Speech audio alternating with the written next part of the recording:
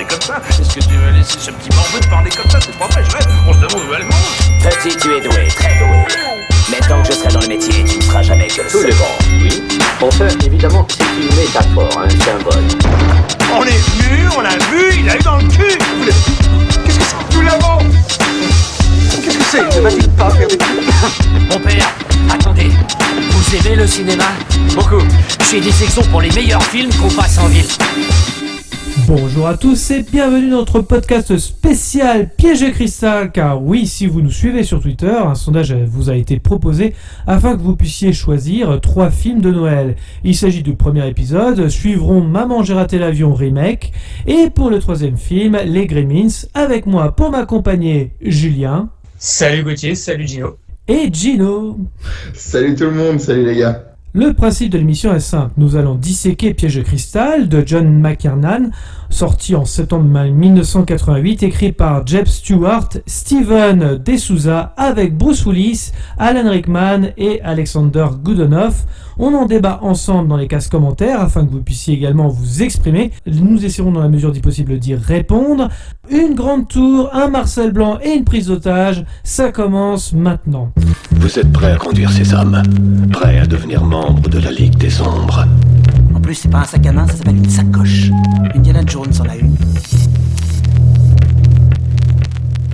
Messieurs, déjà, qu'est-ce que vous pensez du film et qui peut me résumer le film aussi? Vas-y Julien, je te laisse. Tu viens de le démarrer. faire. Tu viens de le faire. Une grande tour, un Marcel Blanc, une prise d'otage. C'est Voilà, pas mal, t'as juste c'est oublié pas mal comme un- résumé. Un accent allemand. Non, alors le résumé plus sérieusement, du coup, c'est John McClane, aka Bruce Willis, qui va rejoindre sa femme du coup à Los Angeles, puisque du coup elle a pour des raisons professionnelles délaissé la résidence conjugale pour Des aller raisons dans la- d'émancipation quoi, non mais... Et donc du coup, il va la rejoindre pour passer Noël en famille avec sa femme et sa fille. Il arrive donc au Nakatomi Plaza, lieu de travail de sa femme. Et il a à peine le temps d'enlever son pull pour aller s'apparaître son Marcel, d'enlever ses chaussures, ses chaussettes et de faire de l'acupuncture sur les pieds, qu'une prise d'otage se lance par des terroristes allemands. On a à peine le temps de faire le point avec ses orteils. En tout cas, c'est extrêmement bien résumé, hein, on n'aurait pas pu faire mieux. Exactement. Qu'est-ce que vous avez pensé de ce film? Gino, on commence par toi. Ah bah je crois que pour ceux qui suivent nos aventures depuis quelques temps, je n'arrête pas de dire, je crois que je l'avais placé quand on avait fait les films de Noël les dernières déjà, pour moi que c'était un film qui me rappelait Noël. Et moi je suis super hypé, super content qu'on fasse Piège de cristal, j'en ai rêvé. J'ai mangé mon pain noir en regardant de la merde toute l'année pour satisfaire les auditeurs, Justice League, Army of the Dead, voilà, The Tomorrow War, enfin bref, tout, voilà. Et là, Piège de cristal, c'est vraiment un grand kiff, je suis super content, j'adore ce film. Voilà, c'est ma petite Madeleine de Proust, on va dire ça comme ça, quoi, tu vois, je sais que c'est pas le film qui est exempt de défauts ou quoi que ce soit, mais quel kiff! Qu'est-ce que tu débranches le cerveau, tu passes un bon moment, quoi. Voilà. Et franchement, la saga Die Hard, je les aime, et surtout Piège de cristal. Voilà. Donc je suis super content et moi j'adore. Je suis total client de ce film. Et toi, Julien? Pareil, c'est un souvenir d'enfance, un des premiers et des derniers films de Bruce Willis dans lequel il a des cheveux. À travers la saga Die Hard, on peut mesurer l'évolution de sa calvitie. C'est important. Ça, En c'est effet, bien vu. Non, mais comme dit Gino, c'est effectivement une petite Madeleine de Proust, quoi, avec ça, du début à la fin, il y a de l'action, tu t'ennuies pas, il y a zéro lenteur, il y a que des choses qui sont préparées du début à la fin, des choses que tu vois au début, qui vont servir à la fin, etc.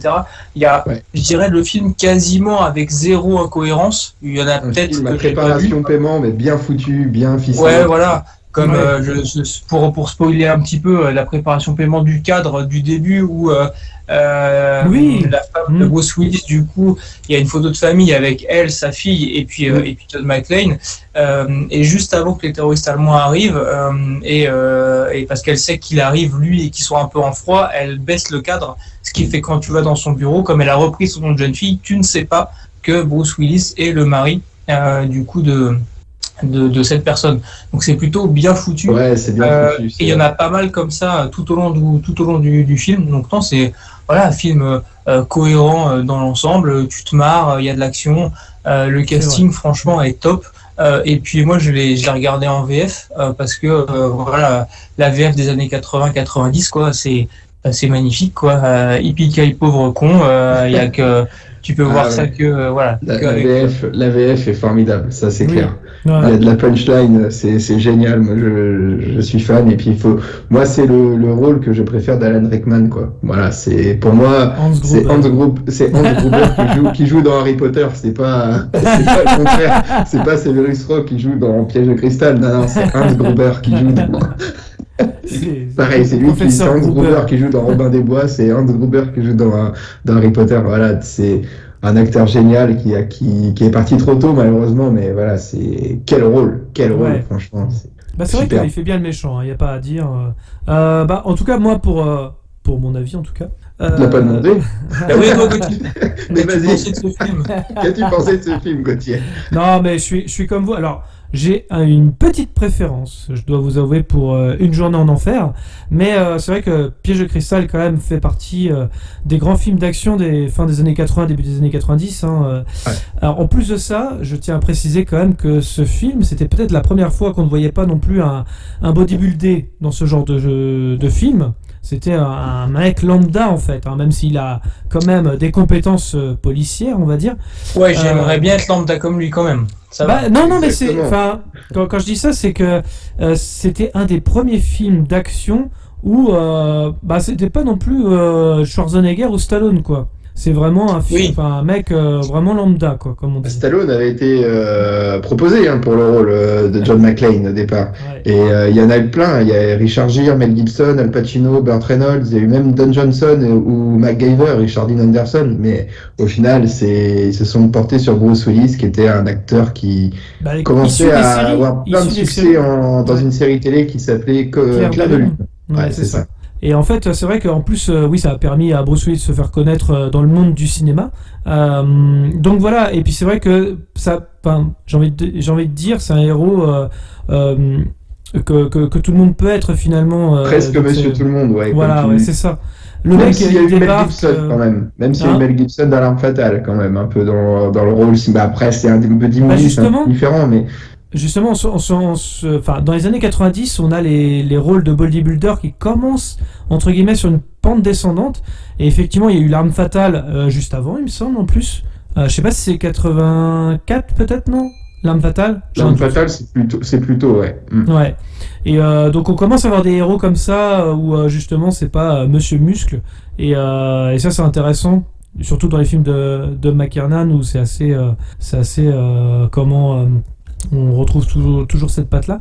Et sinon, oui, pour le film, il y a beaucoup de tension, c'est plutôt très bien amené en général, il y a de bonnes punchlines, ouais, effectivement, on passe un moment, on s'ennuie jamais, le film passe assez vite, et il vieillit, je trouve, à part 2-3 plans, super bien encore aujourd'hui. Je sais pas si vous êtes d'accord avec moi. Ouais. Quand tu vois que sur Wikipédia, on te dit que le style du film mêle action, suspense et humour, on y est parfaitement. C'est tout à fait ça, quoi. C'est tellement bien résumé et c'est franchement superbe film. Ça, c'est clair. Après, je sais pas, en aparté, avant d'aller dans le film, on peut peut-être voir comment la presse française la presse française bien pensante, Positif, Télérama, Les Échos et l'événement du jeudi, qui retiennent d'abord son côté primaire, sinon bête. Il n'y a que François qui le qualifie de fort efficace et qui a alloué la note maximale pour le film. Voilà, c'est vrai que c'est un film qui a fait quand même... Bon, faut remettre les choses dans le contexte, mais on est en 88. Le film fait 655 000 entrées en France, c'est quand même honorable, on va dire ça comme ça. Ça reste un petit succès, c'est vrai, mais il rapporte par contre 83 millions d'euros aux États-Unis. Box-office mondial 140 millions, un peu plus de 140 millions. Par contre, j'ai pas la mémoire du budget, je vais vous trouver ça. Un budget de 28 millions de dollars, donc clairement un film très, on va dire, rentable. Voilà. Je pense qu'après à ça, tu rajoutes en plus l'exploitation télé, l'exploitation DVD, Blu-ray, etc. Voilà. Parce qu'à je pense chaque fois que- qu'il passait à la télé, ce film-là, il y avait un succès d'audience, notamment sur TF1, donc c'est vrai que déjà... Enfin, là, je parle pour la France, bien sûr.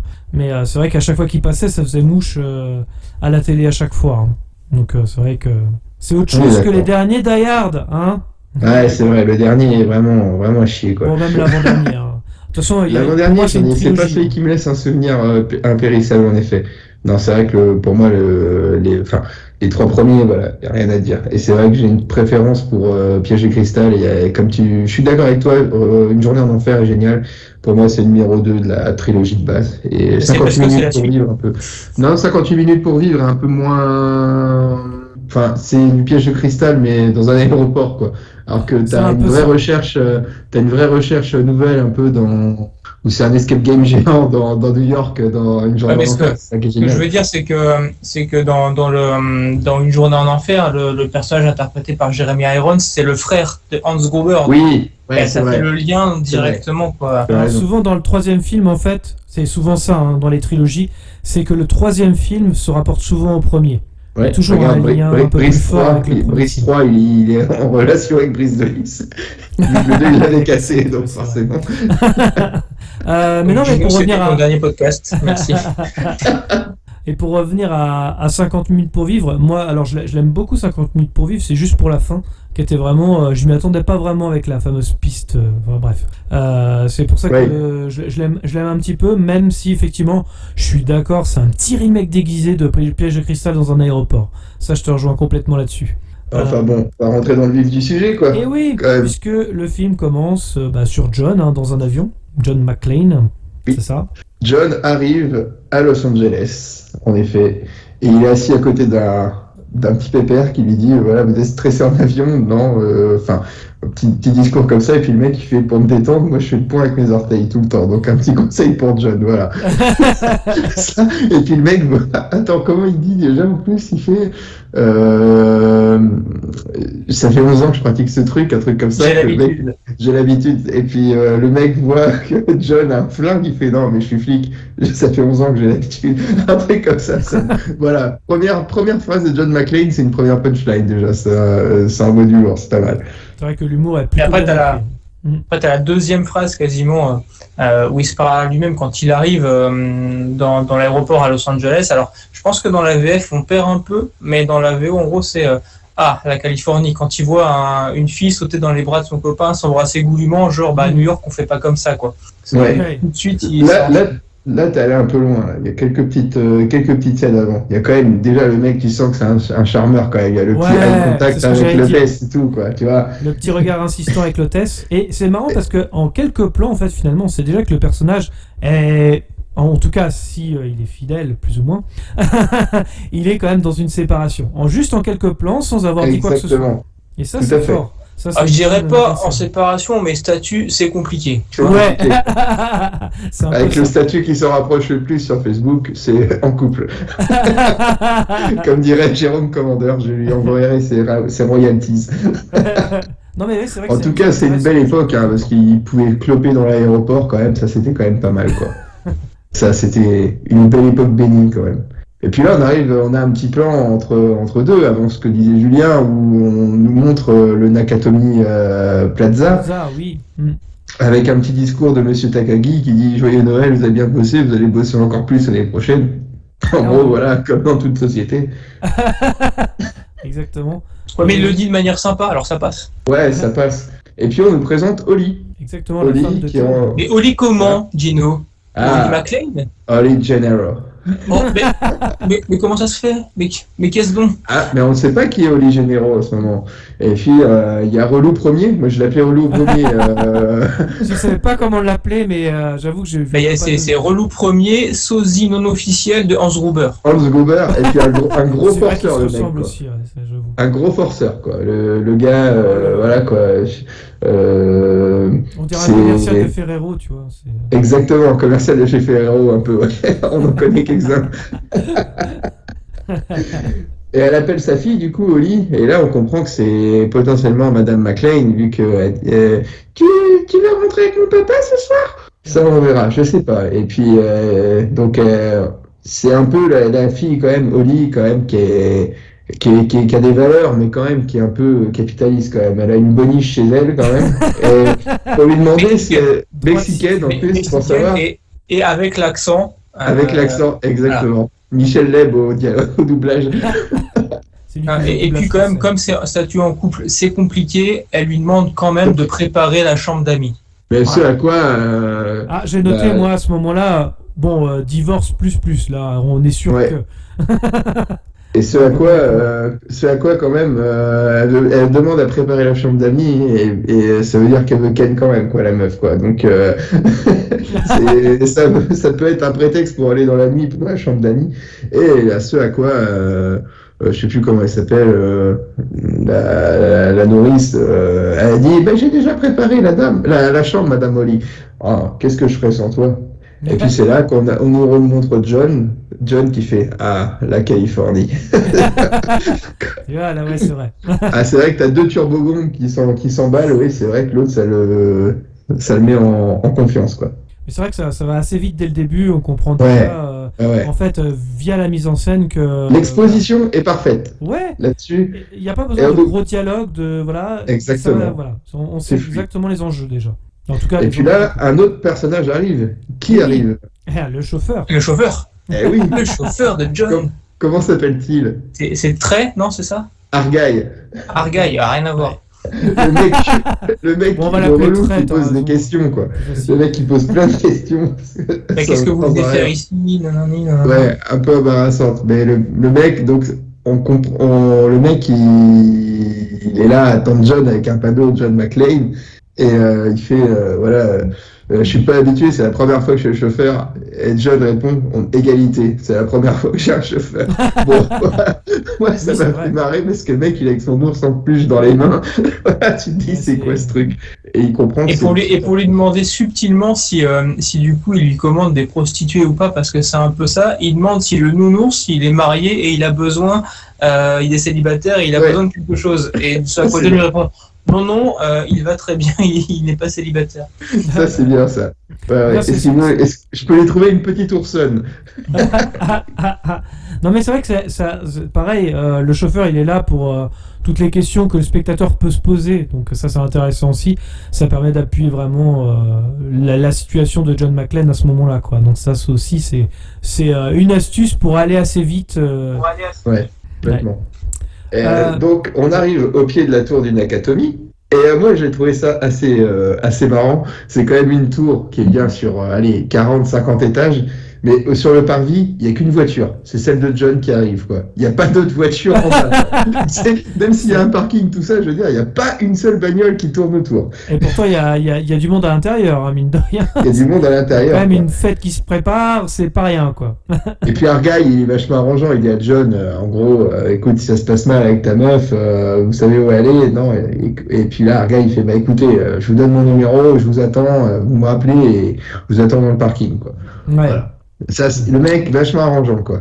Et vous savez que petite anecdote là, le Nakatomi Plaza, il existe vraiment. C'est pas un décor qui a été monté pour le film. Il existe vraiment depuis 87 à Los Angeles et il s'appelle le Fox Plaza.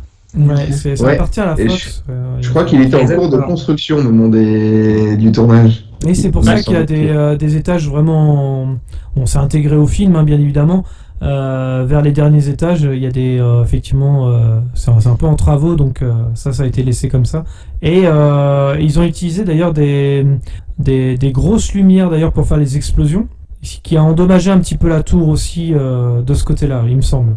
Il pète le toit de la tour à la fin du film, forcément. Dans ça va, heureusement c'est McTiernan. Le premier étage aussi. Si c'était Michael Bay, il y aurait plus d'immeuble là. Ah oui, il se serait pas fait chier lui, hein. Boum, direct. Pouf. Et donc John est un peu vénère, mais pourquoi est-ce qu'il est vénère, John? Ah, bonne question. Julien, est-ce que tu peux nous répondre? Pourquoi il est vénère, John? Eh ben non, je ne l'ai pas cette. Quand il arrive dans la tour, qu'il demande de l'accueil. Donc, quand il arrive à la tour, il demande au gars de l'accueil, bonjour, je viens voir ma femme, Madame McClane. Il dit c'est pas à moi qu'il faut demander, c'est à lui, en désignant un ordinateur, genre série Tech, etc. Et donc quand il tape McClane sur l'ordinateur, il trouve pas. Exactement. Et là tu le sens, il joue bien en plus avec un air désabusé. Qu'est-ce qu'il fait, John? Il tape Gennaro oh, elle a repris son jeune fille. Donc là, tout pendant qu'il monte dans l'ascenseur, ça commence effectivement à monter un peu. Effectivement. Ouais. C'est ça, il monte dans les tours, comme on dit. Mais en plus, le mec, il y a même pas de vérif. Le mec, il fait ah ouais, c'est l'étage de la fête. Ou allez, c'est prenez l'ascenseur. Non mais le mec, ça pourrait être n'importe qui, quoi. Ça aurait pu être un collègue de Hans Gruber avant, tu vois. C'est non. Bah, c'est vrai que niveau sécurité, c'est pas foufou hein, pour l'instant. Hein. Puis accessoirement, c'est l'étage de la fête. Oui, bah c'est quel étage? Parce que dans l'ascenseur, il n'y a pas un bouton marqué fête, quoi. C'est vrai, ça aussi. Il fait c'est indiqué sur l'ordinateur, 30e étage. Gino, il est là pour défendre le film quand même. Hein. Ah bah oui, quand même. Là, on sent clairement qu'il va y avoir une petite engueulade de coupe, quoi. Hein. Clairement, c'est ça. Hein. Bah là, ouais, on arrive, donc du coup, c'est boisson à volonté, c'est Noël, quoi. Il y a un petit orchestre, il y a de la meuf, et il y a un mec bourré qui embrasse John, tu sais, tu te dis, à la rigueur, quand tu regardes ça, il a l'air d'être 18h au truc, quoi. Le mec est déjà peinté. À mon avis, il est distorché. Ils sont pas lâchés, hein, les mecs. Hein, ouais, non, mais ils ont fini le boulot un peu plus tôt, à 16h, quoi, tu vois, ça fait 2 heures qu'ils y sont. Et je sais pas si vous avez remarqué, tout de suite, il y a Takagi qui va voir John, mais genre, ils se sont reconnus mutuellement, quoi, alors qu'ils se sont certainement jamais vus. Et puis, un président d'un grand groupe comme ça, le mec, il parle à personne, en fait, c'est incroyable. C'est ça, ouais, c'est assez fou. Je me suis dit, c'est quoi ça, au moins, ça nous servira pour la suite de l'histoire, effectivement. Ouais. Mais là, au même moment, bah, il y a les méchants qui sont en train de parcourir Los Angeles, hein, un petit camion qui arrive, quoi. Ouais. Ça, c'est le fourgon qui arrive, ouais, on voit le fourgon passer, en effet, ouais, tout à fait. Et entre-temps, il y a quand même la rencontre entre Relou Premier et John McClane aussi. Eh oui. Et parce qu'Oli est dans le bureau de Relou Premier. Non, c'est le bureau d'Elise, de Lee, pardon. Et c'est Relou Premier qui vient dans son bureau en mettant un petit... Et qu'est-ce qu'il est en train de faire, Relou Premier, dans le bureau? Eh ben, il est en train de se faire un petit... Il fait un gâteau. Un petit coca, un petit rail de coke. Il a le nez qui se gratte un peu, effectivement. Ouais, exactement, il a sniffé une ligne de réparation. Disons que voilà, il a pris de la farine pour faire un gâteau. Montre-lui la Rolex. Ah oui, parce que... Et plus tard, et ça c'est bien exploité dans le film, quand elle fait plus tard, on aura... Et ça, on y reviendra plus tard. Voilà, on y reviendra sur la Rolex. Exactement. Donc Relou c'est une petite engueulade entre John et Holly, comme effet ça te dit la chambre d'amis, tout ça. Tu vois un couple qui débarque dans la pièce où il veut prendre sa petite toilette, tu sens que ça veut baiser là-dedans dans la soirée du Nakatomi Plaza. Ah bon, ça lâche, le champomis bien pratique pour le scénario d'avoir une espèce de salle de bain dans son bureau quand même. Oui. Exact. Exactement. Tout le monde n'a pas cette chance-là, effectivement. Et puis la petite punchline qui va bien quand Holly fait tu m'as manqué, John. En tout cas, c'est pas mon nom qui t'a manqué. Mais c'est les Japonais, tout ça. Et puis ils s'engueulent. Et puis à la fin, Holly elle part parce qu'elle est appelée par la secrétaire, ou je sais pas qui. Oui. Et John qui se parle tout seul dans le miroir. Bravo, John. Bien joué, John, très adulte. C'est ça. Ouais, on est déjà attaché au moment de l'histoire, alors que pourtant, on est qu'au début, et il s'est passé quoi, 10 minutes? C'est vrai que. Ouais, et puis donc là, c'est là où on arrive avec un commando qui débarque, deux personnes qui débarquent à l'accueil. Exact. En racontant, il raconte un match de foot ou de basket. Il rentre tranquille. Et à un moment donné, il dit il feinte, donc là, passe de Parker, il sort le flingue et il tue le vigile à l'accueil. Et boum, 2 points. Donc c'est du basket.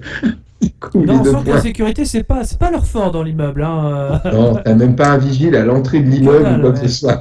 Mais ça fait jurisprudence après. Hein. Après, c'est comme ça que sont nés les vigiles en fait. Même chez H&M, il y a un vigile à l'entrée, quoi. C'est incroyable. Oui, c'est vrai. Enfin.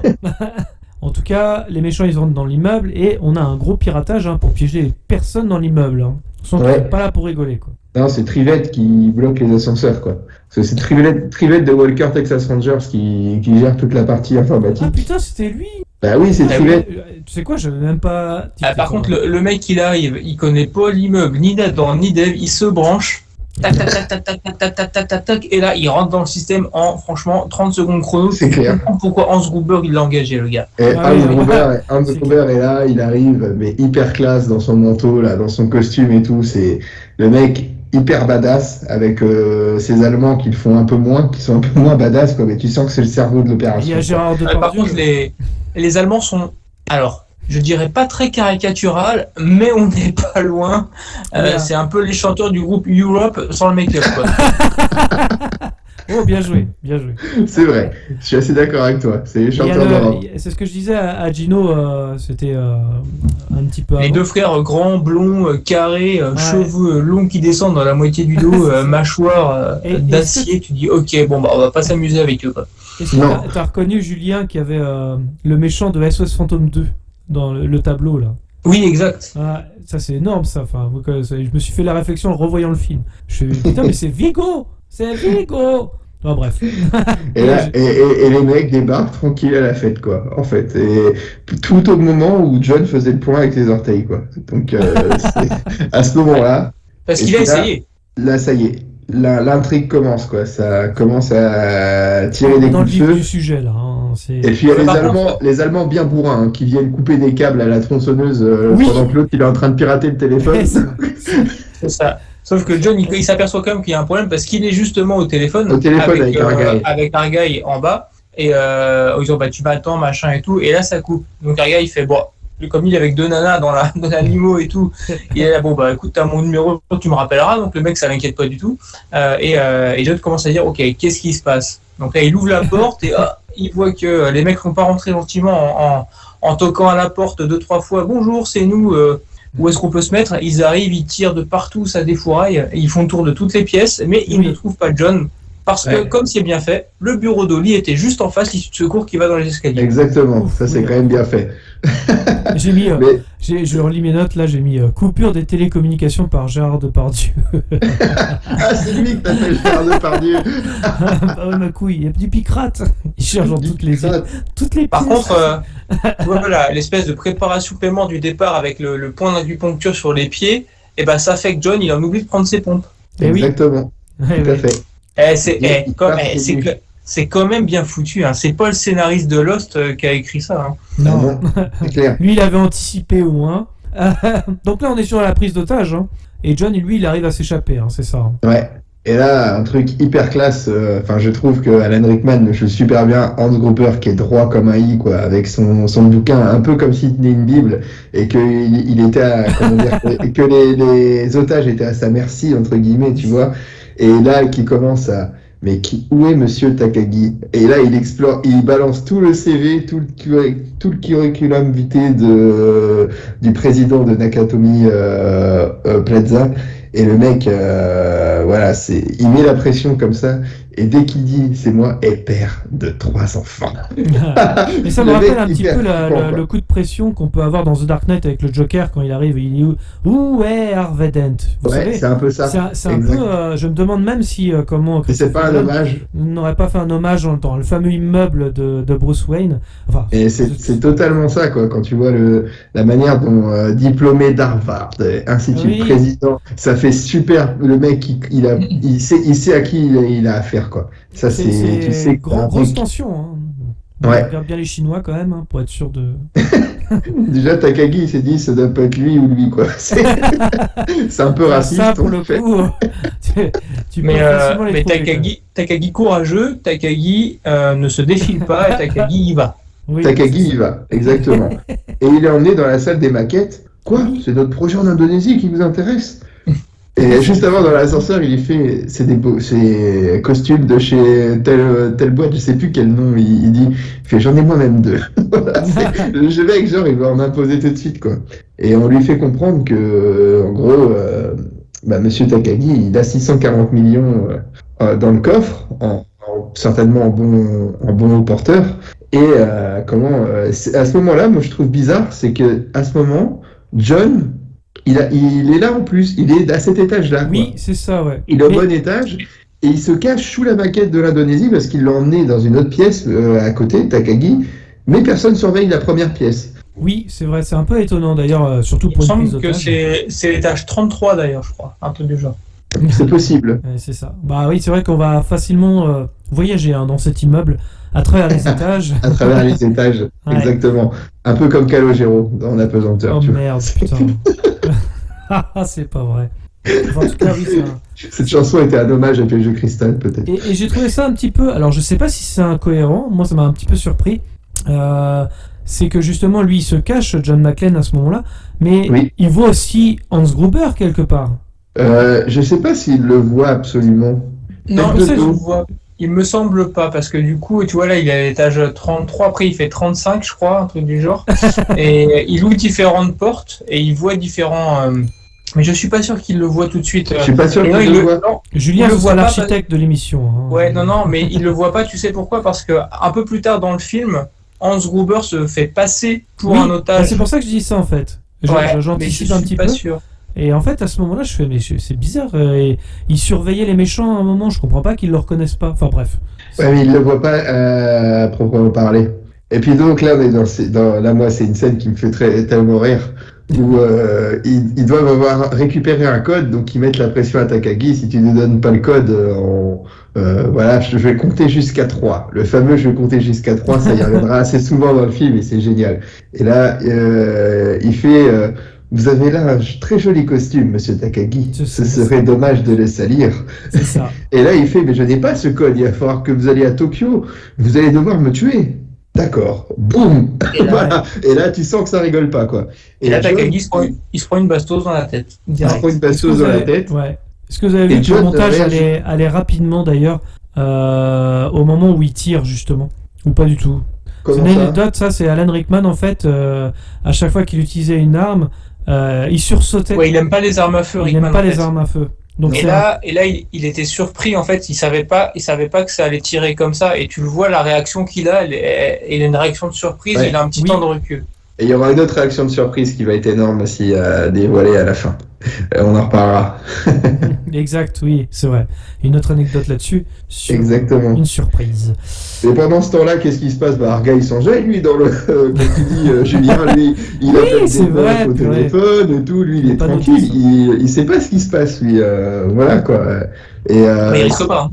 et c'est en ça que je trouvais ça bizarre que personne surveillait la première salle, parce que limite, John, il recule quand il se précipite pour sortir de la pièce des maquettes, et là, les autres l'entendent dans l'autre pièce, quoi. C'est ça que j'ai trouvé un peu bizarre. Donc, bon, comment dire?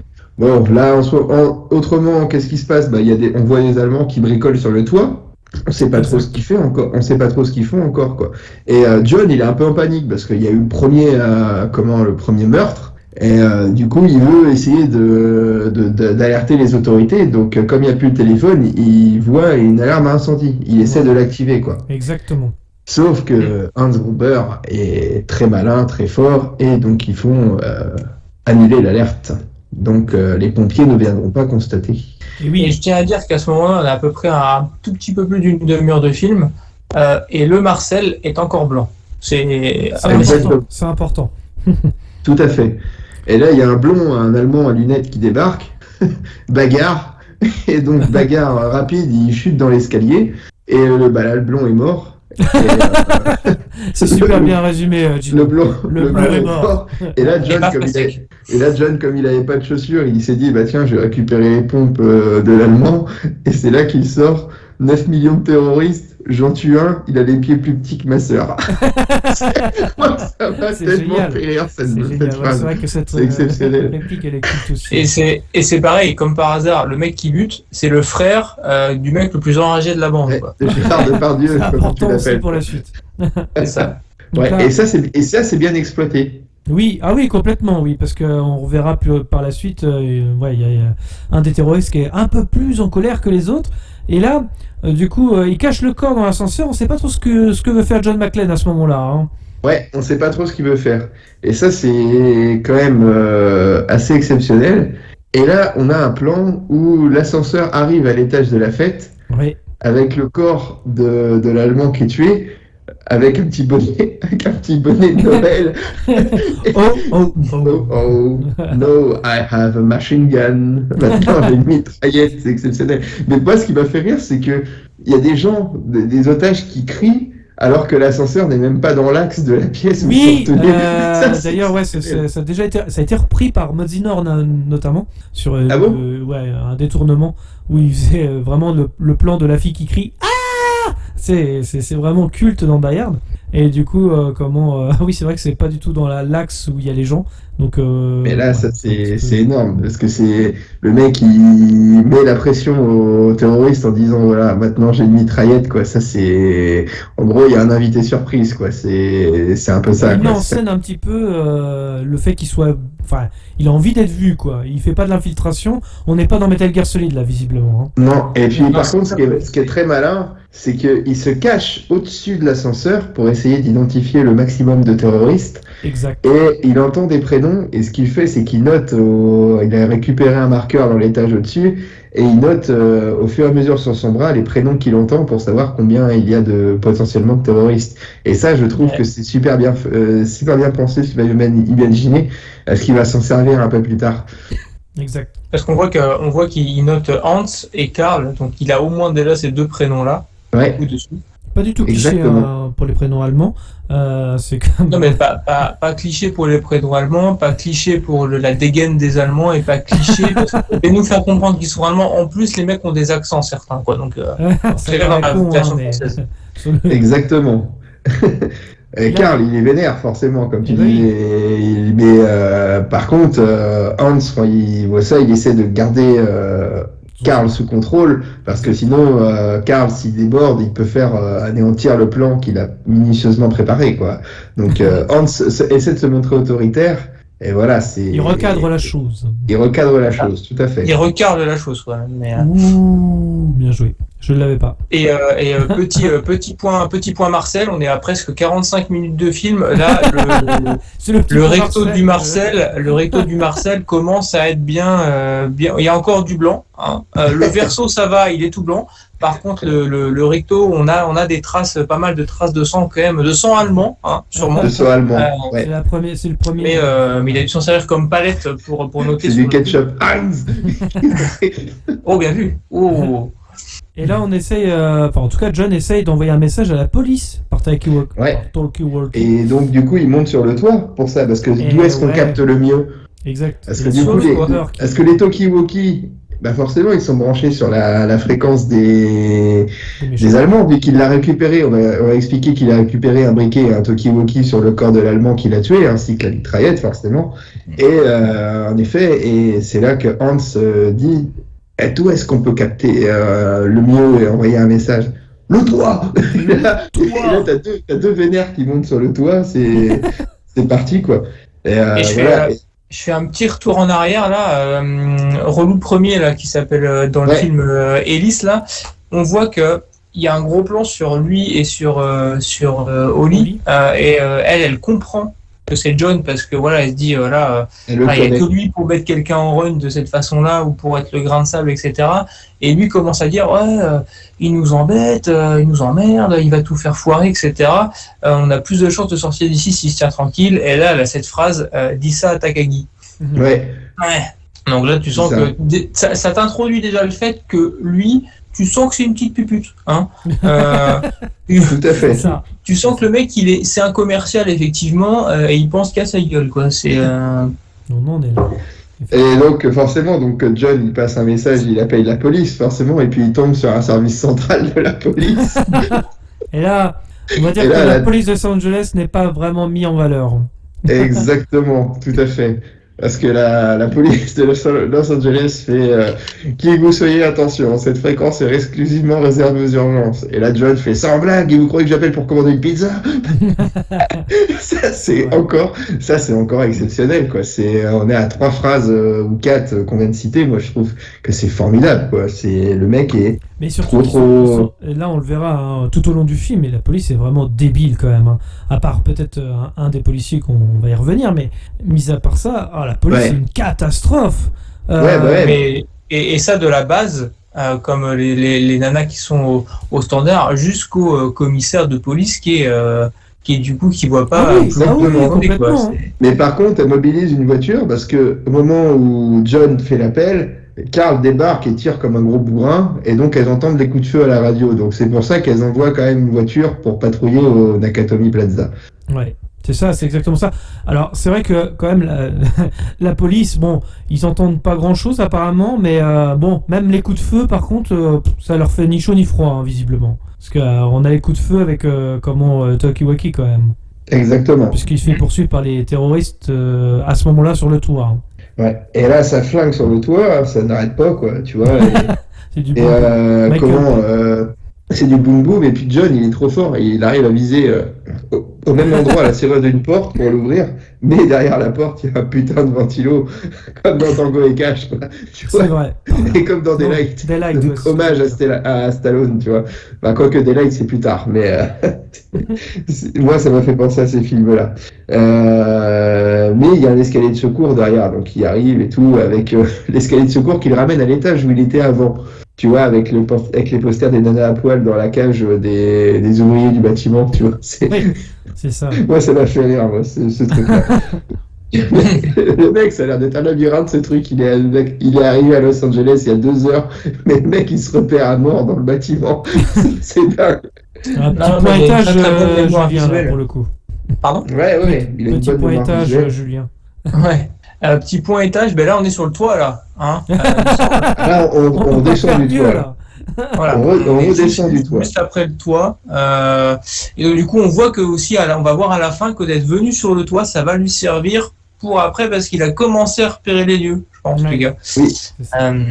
Donc, mais après, Gino, sur ce que tu disais tout à l'heure, le mec, il tire sur la porte. Attention, il tire quand même avec une machine gun et il tire quand même beaucoup. Hein. Donc, il a un petit peu de chance quand même d'y arriver. Heureusement qu'il y arrive quand même. Bon, c'est pas l'illimité. C'est vrai, c'est pas faux. Pas mal. C'est pas faux. Ouais, il avait un action replay et tout. Il a pu avoir les munitions illimitées. Oh là là, Gino, qu'est-ce que t'es vieux comme moi, quoi. Ah ouais, grave. Mais j'ai la ref, donc. Tant mieux. Alors là, John, il est dans la cage d'ascenseur et les terroristes, ils ont ordre de condamner l'ascenseur pour l'enfermer, hein, c'est ça. Ouais. Et c'est là que Hans lui dit Carl, écoute-moi, je ne pourrais pas retenir la police si ils entendent des coups de feu, quoi. Voilà, en gros c'est ça. Et sauf que lui, il est il est encore sous le coup du décès de son frère, quoi, parce que John l'a tué et il coupe la radio avec Hans et il veut en faire qu'à sa tête, quoi, au final. Exact. Et là, du coup, on va avoir John Hamster McClane, du coup, parce qu'il va aller dans les différents conduits d'aération. Ouais. Ça, c'est des images un peu et il réussit à du coup leur échapper comme ça grâce à la lanière de sa mitraillette. Du coup. Ouais. Et puis il arrive à se repérer parce qu'avec le briquet qu'il a piqué aux Allemands, il arrive aussi à pouvoir avoir un peu de lumière dans ses conduits. Donc, c'est ça. Et là, il a cette phrase où il répète elle est géniale. La phrase du coup de Holly. Viens à Los Angeles, fêtez Noël, on s'amusera, etc. Voilà. Viens en Californie, ce sera cool, tout ça. La phrase exacte, c'est viens à Los Angeles, on passera Noël en famille, on fera la fête. C'est ça.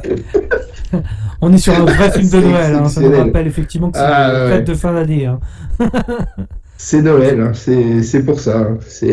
Et Noël sera bien exploité quand même dans le film. Avec Hans Gruber, on y reviendra.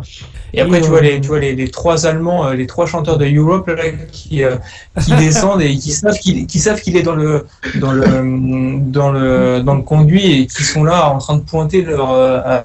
Et vous avez noté cette phrase de John qui fait je sais ce qu'éprouve un lapin dans son terrier. C'est ça. Non, je l'ai pas noté. Tu vois, celle-là, je l'avais zappé. Elle est pas mal aussi. On peut la garder. Et les mecs, ils défouraillent de partout, quoi. Oui, et puis là, on a le flic qui débarque à Nakatomi pour faire l'inspection. Vas-y, Gauthier. Ah non, oui, j'avais noté ça. Effectivement, le flic qui arrive pour vérifier que l'immeuble, est-ce que c'est une prise d'otage ou pas, hein, tout simplement. Parce qu'effectivement, les flics sont encore dans le doute. Donc là, et le flic, il s'appelle, messieurs Al Powell. Ah. Mais on ne le sait pas encore à ce moment-là, je crois. C'est vrai. Mais bon, c'est un personnage qui va devenir très important dans le film, parce que c'est le plus intelligent des flics, il faut le dire. C'est important quand même. Ouais. Exactement. Tout à fait. Et Et du coup, petit point Marcel, là on est à 55 minutes de film, et là après être passé dans les conduits, ça y est, il n'y a plus rien le Marcel est marron, recto, verso, à droite, à gauche, il n'y a plus rien à en tirer. Faudra qu'il soit prochaine du fois qu'on coup, en parle, Dash c'est de vrai. Zandin passera par là et ce sera ouf, soit Avec un A2600. ouais, soit il changera complètement de Marcel, quoi. Et alors, Et du coup, il y a cette phrase aussi de juste quand Hal Powell se gare, où il est en train de regarder, il y allait vraiment à 2 à l'heure. T'as cette phrase de Bruce, enfin de John McClane qui dit qui est au volant, c'est Stevie Wonder ou quoi? Ouais, c'est génial. ça m'a fait rire, ça. Ça, c'est énorme. Quand même. Ah, Et je l'ai c'est noté pareil, aussi. Al, il répond à la radio des flics, dire aucun signe d'agitation. Mais quoi, il y a 20 000 étages, le truc, comment tu peux vérifier ça? Voilà, il fait, allez vérifier quand même, et puis faites attention à vous. Donc là, il va quand même rentrer dans le bâtiment pour, vérifier s'il y a du grabuge ou pas. Exactement. Et du coup, petit point, Hal Powell. Dans quoi qu'il joue d'autre, Hal Powell? Dans 58 minutes pour vivre, il a une scène. Oui, effectivement, il a un caméo, mais sinon, son grand rôle. Ah, alors là, je ne saurais te dire. Je n'ai pas étudié la carrière de cet acteur. Moi, je Ah, si je vous dis Steve Urkel. Steve Urkel. Steve Urkel, ça me dit rien. Steven Urkel, qui est dans Notre Belle Famille, et ils ont leur série qui s'appelle La Vie de Famille. Ah ouais. Ah, je l'ai pas vu, ça. Ça passait sur M6 et du coup de 89 à 98, hein, il y a une dizaine de saisons quand même. Ah ouais, Et du tu coup vois, c'est le père du coup de Steve Urkel. Ok, d'accord. Ok, D'accord. bah, tu vois, je savais pas là. C'est pour le coup. Pourtant, je regardais. Et il a un petit rôle aussi dans la saga Crocodile Dundee. Comme Voilà, quoi, c'est- on apprend des choses quand tu es présent avec nous, Ah, Julien. c'est aussi ça, le podcast, c'est aussi. Les savoirs inutiles, mais c'est du savoir. Bah, c'est des petites anecdotes comme ça. Hein. Et du coup, quand je sais pas si vous avez noté aussi quand il arrive en gros dans le Nakatomi Plaza, il rentre quand même pour dire il n'y a pas d'agitation, mais je veux quand même rentrer. Et il y a le faux agent de sécurité allemand qui est en train de regarder un match du coup de foot et il lui dit ouais non ils font beaucoup de bruit, ça arrive souvent, ou vous savez il y a parfois des erreurs dans les alarmes, etc. Le mec dit bon ok ça va tranquille. Ouais, il s'interroge pas plus sur ça. Visiblement. Non, c'est Ouais clair. mais et à la fois, tu sens quand même qu'il n'est pas totalement convaincu, mais en même temps, il n'a rien qui lui prouve autre chose, donc du coup, il repart. Il fait, ça vous dérange si je jette un œil? Non, faites comme chez vous. Et puis après, il fait, mais qu'est-ce que je fous là, quoi? Et puis il repart, quoi. Oui. Et c'est au même moment où t'as John qui est retrouvé qui est poursuivi par les 2 terroristes, là, et que l'autre il fait la prochaine fois que t'as l'occasion de tuer un mec, n'hésite pas. Et là, il le flingue par à travers la table et il fait merci du conseil. C'est ça. C'est Et, exceptionnel, ça. Et juste avant, il flingue un autre blond avec un pull blanc aussi, Ouais. juste avant. Exactement. Et ben, Donc je crois là, que c'est lui que tu disais quel méchant des SOS fantômes, non? Oui, je crois, ouais, c'est ça. Et lui, il C'est se fait ça. flinguer. Il se fait Et flinguer, du c'est coup, pas par contre, la table, ils auraient pas pu la faire carrée, quoi. Elle est en zigzag, quoi, la table. Ouais. Donc, tu m'étonnes que Ah, le mais- terroriste n'arrive pas à l'avoir aussi. Et tu comprends rien au mobilier japonais, toi. C'est pas croyable. Non, mais ouais, c'est ça. Mais Ouais, c'est designé par Stark chez moi. c'est ça. Et C'est là, à parce ce qu'il, moment-là, il a essayé quand même de prévenir le flic en essayant quand même de faire Ouais. passer une chaise dans la fenêtre hein, à la base. Hein. Ouais, Bah, c'est parce ça. que c'est ça. Donc là, le flic, en fait, il part. Là, il dit bon, bah, désolé de vous avoir dérangé. Il repart. Oui. John, il va à la fenêtre. Il voit qu'il a commencé à casser la fenêtre et tout, mais avant d'être interrompu par les deux chleux, si on peut dire ça comme ça. Ouais, ça va, on est en 2022, second degré, ça passe. ouais, ça, c'est ça, bon. ça. J'aurais pu dire Bosch, hein, mais mais non, mais c'est un nom de matériaux pour le bricolage, donc Non, voilà, Bosch, je c'est peux pas bien. prendre ça, c'est pris. C'est le nom de l'entraîneur de Lyon. Du coup, C'est pas il dit terrible. voilà, il rentre dans sa voiture, faux Narto Nakatomi Plaza, il ferme la porte, il va pour démarrer, et là, Un cadavre qui tombe sur le capot. un Allemand qui lui tombe dessus. Bienvenue à la fête, camarade.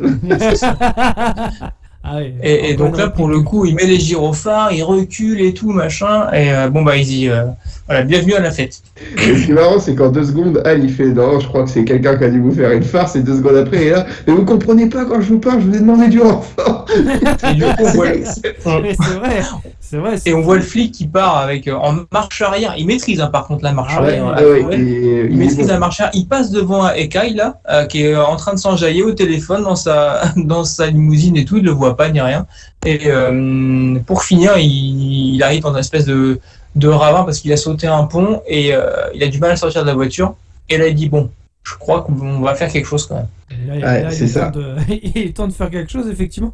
Et là, on a John qui prend contact avec Hans Gruber. Hein, également. Ouais, mais juste Alors, avant, on a un petit plan intermédiaire où avec un journaliste. La retranscription de Hans, exact. pas de Hans, mais de Hal, qui demande du renfort à la tour.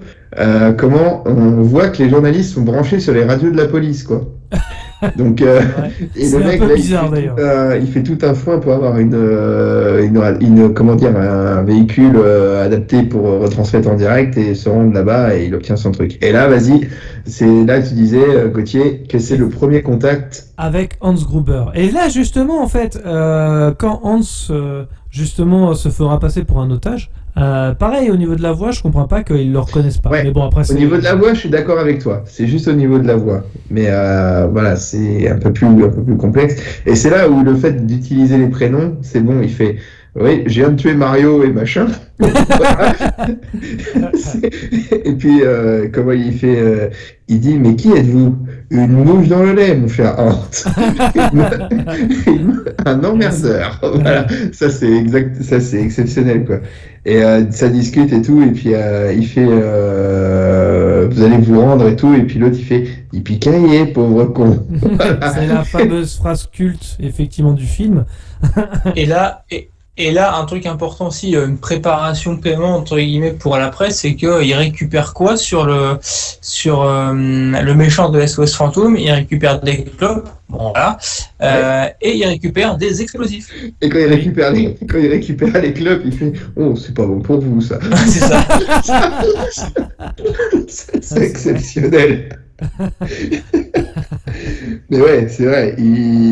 Comme tu dis, hein, c'est ça. Il pique des détonateurs, mais en fait, on nous l'apprend subtilement. Il prend un sac, John, et c'est Hans qui avait demandé pendant qu'il était à la radio avec John, allez vérifier si ce qu'il dit est vrai. Et puis ils font, ouais, Mario ou Marco est mort. Et par contre, on n'a pas. C'est lui qui avait les détonateurs et ils les ont pris. Donc là, c'est là qu'ils en déduisent que lui a piqué les machins. Voilà. Et au même moment, t'as Powell qui arrive à choper la fréquence. Alors ils doivent avoir des talkie-walkie hyper puissants, les mecs, parce que l'autre il est au pied de la tour, enfin reculé de la tour quand même, mais il chope la fréquence. Et John il fait, on est plusieurs sur la ligne, camarade. Je peux pas parler maintenant, quoi, tu vois. Et là t'as les flics de LA donc qui arrivent, le lieutenant-colonel Robinson, qui a l'air un peu teubé sur les bords. On est d'accord.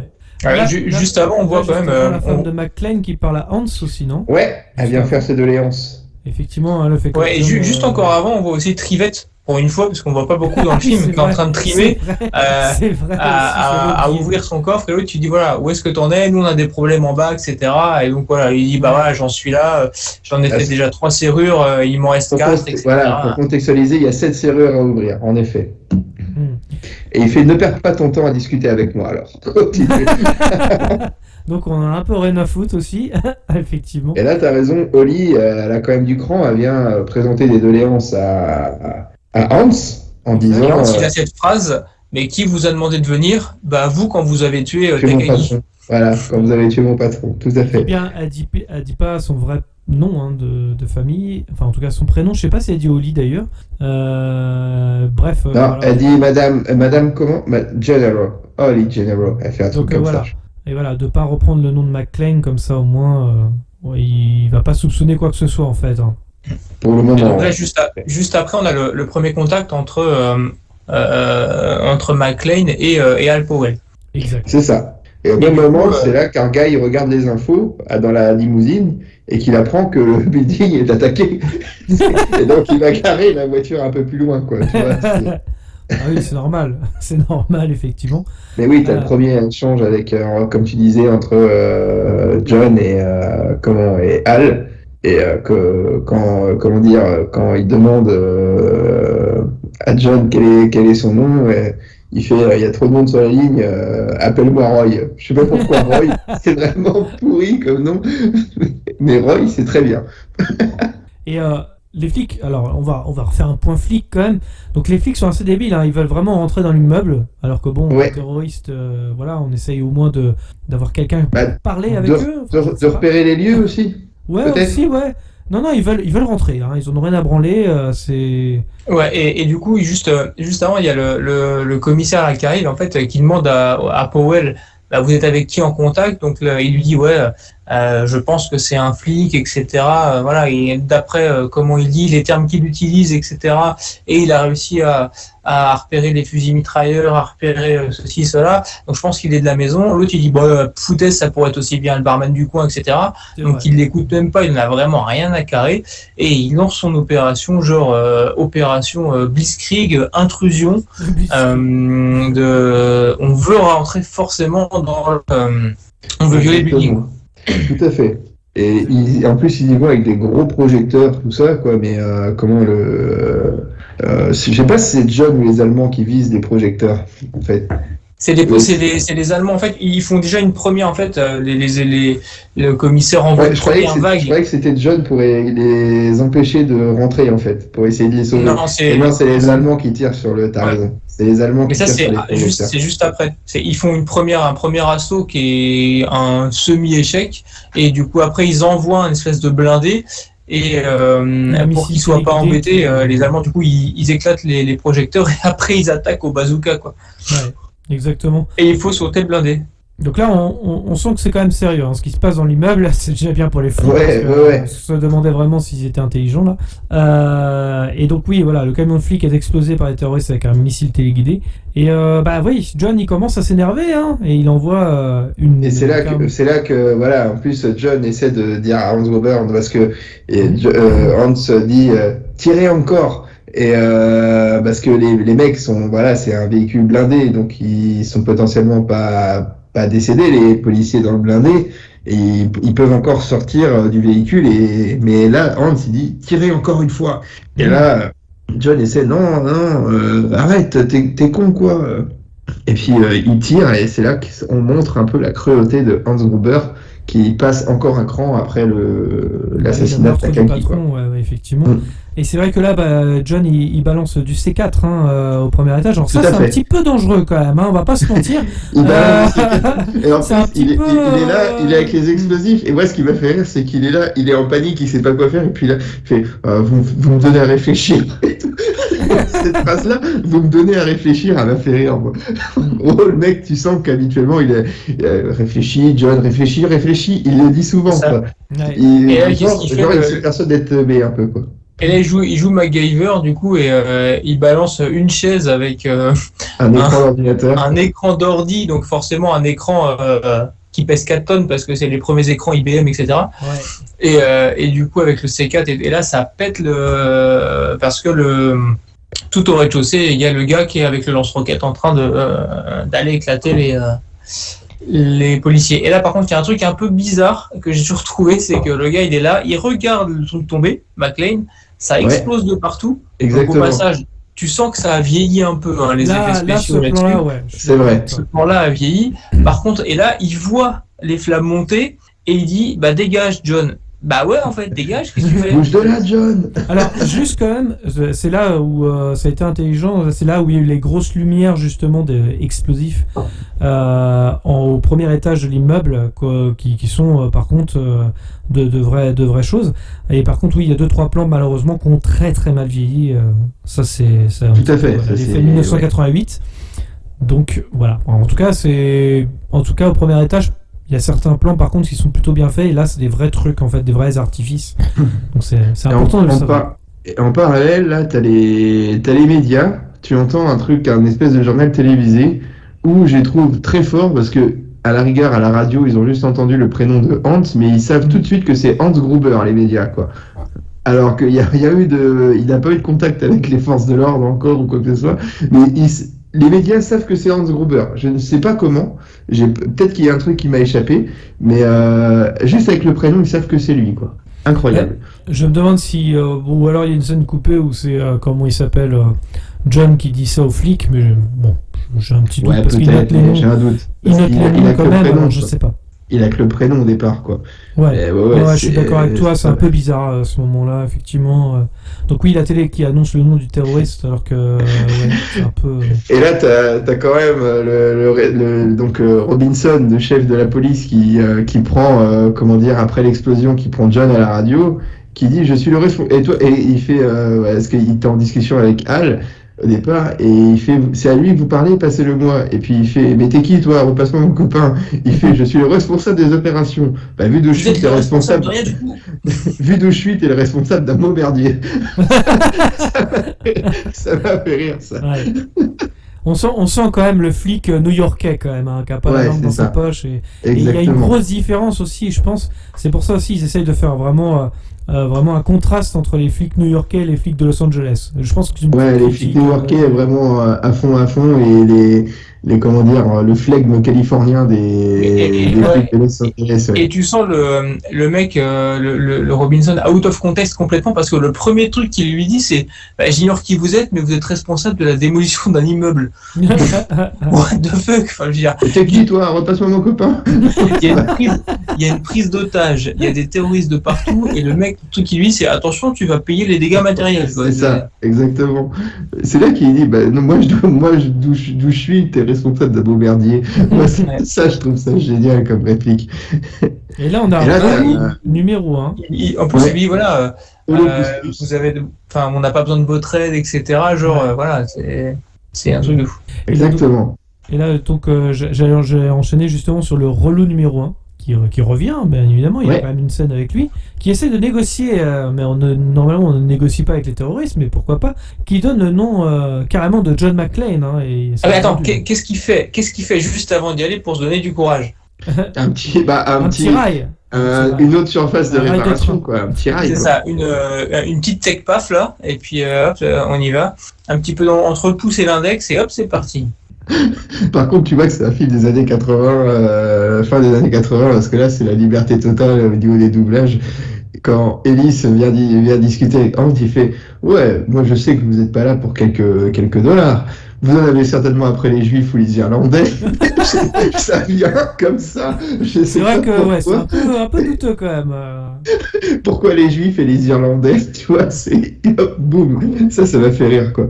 Et là, en effet, du coup, c'est au moment où t'as, comment dire, John qui discute avec Al, à la, comment dire, à la radio, et on sait que, comment dire, que Relou Premier a balancé le nom de John, parce que là, t'as Hans qui fait « Émouvante conversation, cowboy. Ou devrais-je vous appeler McClane? Monsieur McClane. » Officier de police de New York. Et John répond, Sœur Teresa m'appelait McClane à la maternelle. Mes amis m'appellent John. Vous n'êtes rien. Donc c'est là qu'on sait qu'il a identifié le nom de John McClane. Il ne sait pas encore qui c'est. Et on sent que Relou Premier a fait croire qu'ils se connaissent depuis très longtemps. Voilà. Et puis l'autre, il fait non, mais tais-toi, et ils vont te descendre, tout ça. Et en effet, John avait raison, quoi. Ça a fait boum. Voilà, exactement. Parce qu'il lui dit quand même, non, mais je ne le connais pas, non, mais tais-toi, Ellis, je ne le connais pas, Hans, je ne le connais. Et bon, voilà, quoi. C'est ça. Et après, t'as Robinson qui lui dit juste derrière, qui le reprend en lui disant, vous êtes responsable de la mort de votre ami. Je ne le connais pas. Ouais, c'est ça, exactement. Et c'est l'opportunité pour Hans de négocier avec les flics, directement. Et Al qui lui dit quand même après, non, mais vous vous rendez compte, on a bien vu, on a bien entendu, du coup... et il a tout fait pour qu'il ne descende pas et tout, et au final, il le descend quand même. Et là, il y a juste après, forcément, il y a les flics, les débiles de flics qui sont remplacés par une autre unité plus compétente, parce que à Los Angeles, ça a l'air d'être un beau merdier aussi, c'est bien ça. Alors c'est le FBI voilà. Du coup qui arrive. Pour ça, je dis et le FBI, pareil, avec le frère de Ray Liotta, exact. qui est Robert. qui est Robert Davey, qui joue dans X-Files, je crois de mémoire, qui joue aussi du coup avec Jodie Foster dans Les Silences des Agneaux. Enfin, voilà, Exact. une grande carrière du coup. L'agent spécial Johnson. Qui joue dans les Goonies, dans Permis de tuer, voilà, il joue dans Expandable aussi, il me semble. Enfin voilà, on le voit quand même, c'est un gros second couteau hollywoodien des années 80-90. En termes de second rôle, c'est quand même un grand second rôle, quoi. Ouais, et là, par contre, il joue quand même, et on va le voir à la fin, c'est les mecs du FBI, mais les plus imbus, leurs personnes les plus... Exactement. Ils ont une melonite tellement aiguë que les gars ils sont complètement en dehors des réalités, genre on est le FBI, on est là pour tout régler, ça va être easy. Et là je soupçonne un hommage de la Cité de la Peur à Piège de Cristal qu'ils font Johnson et Johnson, aucun lien de parenté. Là ça m'a fait rire. J'ai tout de suite pensé à Serge Karamazov, aucun lien de parenté. C'est exceptionnel ça, franchement. Je suis l'autre Johnson. Ouais. Et à ce moment, et juste avant, en plus, Hans, parce qu'il avait les premiers flics au départ, et il avait Robinson en ligne, et il les baratine bien, quoi. Il fait, voilà, vous allez libérer mes compagnons de tel et tel pays, les révolutionnaires de tel endroit, ainsi de suite. Et t'as Trivette qui fait, mais pourquoi, c'est qui ces mecs-là? Ou c'est un autre, mais il fait, on s'en fout, c'est pour on gagne du temps, c'est tout, Oui, quoi. c'est ça. En gros, voilà, il gagne du temps avec la police. Et Théo, à ce moment-là, donc Trivette, il demande, et il va falloir un miracle pour ouvrir la 7e serrure, parce qu'il a ouvert les 6, quoi. Voilà. Ouais. Et donc là, on était sur juste après, Hans, il se dit, je vais quand même aller vérifier le toit, de lui-même. Et sur qui Hans tombe sur le toit? Il tombe sur qui? Sur John McClane. Il tombe sur John McClane, en effet. Et grand numéro d'acteur de Hans Gruber qui se fait passer pour un otage potentiel de la fête. Et là, John, bah lui, il fait confiance, hein, il donne directement un flingue à Hans. Ouais, il propose une petite clope. Aussi. Clope, ça fume, voilà. Ouais, ça m'a fait rire, ça, quand il file le flingue. Vous savez où servir d'une arme, comment il s'appelle? Bill. Il se fait appeler Bill. Ouais. Et Bill Clay, je crois, un truc comme ça. Bill Clay. Et John, il a le panneau devant lui. Et Bill Clay est un nom qui existe, mais qui est au 29e étage et pas au 30e. Et c'est là qu'il a déjà un doute. C'est vrai. Quand tu regardes bien le panneau. Surtout que le gars, enfin, un truc logique, le mec lui dit qu'est-ce que vous faites ici, qu'est-ce que vous cherchez? Exactement, il y a ça aussi. Et le gars dit, je voulais monter sur le toit pour appeler du secours. Mais ton premier réflexe, si t'arrives à t'échapper, tu montes pas, tu descends. Tu descends, exactement, tout à fait. Ouais. Et c'est là que John, il file un flingue, il fait... et Hans a remarqué que John était pieds nus aussi, c'est important. Oui, exact. Et c'est là qu'il remarque, et là John, il fait... Avouez que c'est quand même moins emmerdant que de perdre son froc. ça c'est une petite phrase que j'avais jamais fait attention, et je l'ai reprise. C'est en le revoyant hier que ça m'a fait tellement marrer, quoi. Mais par contre, je me dis un truc qui va pas. Pour un terroriste de la trempe de Hans Gruber, le mec, il fait pas la différence entre le poids d'un flingue chargé et d'un flingue vide. Il vérifie pas le flingue avant, quoi. Ouais, c'est ça. Il y a ça, quoi. Ouais. Après, moi, j'ai jamais tenu d'arme, donc j'en sais rien, mais peut-être que les balles, je sais pas si ça pèse vraiment si lourd. Peut-être qu'il peut se dire qu'il y a qu'une balle. Écoute, deux balles. Je n'ai jamais tenu d'arme comme ça, hormis un fusil une fois, voilà. Mais je me fie aux expertises de Ralph Fiennes dans Spectre qui dit, voilà, passer des années dans un bureau, on oublie le poids d'un flingue chargé. Voilà, c'est en référence à ça que je fais. Oui. Et donc, ni une ni deux, du coup, il récupère le flingue, Hans, il jette sa clope pendant que... Comment il s'appelle bel effet, moi j'adore ce plan-là. Voilà. Ce plan-là du pied qui écrase la cigarette, et puis là ça se retourne dans un flou, et il se retourne, et dans un flou, tu l'entends parler en allemand à la radio, et John qui s'arrête, et là c'est exceptionnel. Je te laisse raconter la suite. Et donc du coup, on voit, on est au second plan, Hans Gruber, et qui commence à pointer son arme sur John. John se retourne, tire une latte, balance la clope et dit: ça, par exemple, Hans, pendant que l'autre est là en train de lui dire posez votre arme, en fait il avait tout capté depuis le départ parce que ça lui semblait quand même bien louche. Ouais. Et ensuite du coup il se rapproche, il dit ouais vous êtes très bon acteur, il commence à faire un pas, Il fait, je vais compter jusqu'à passer à la 3. télé, etc.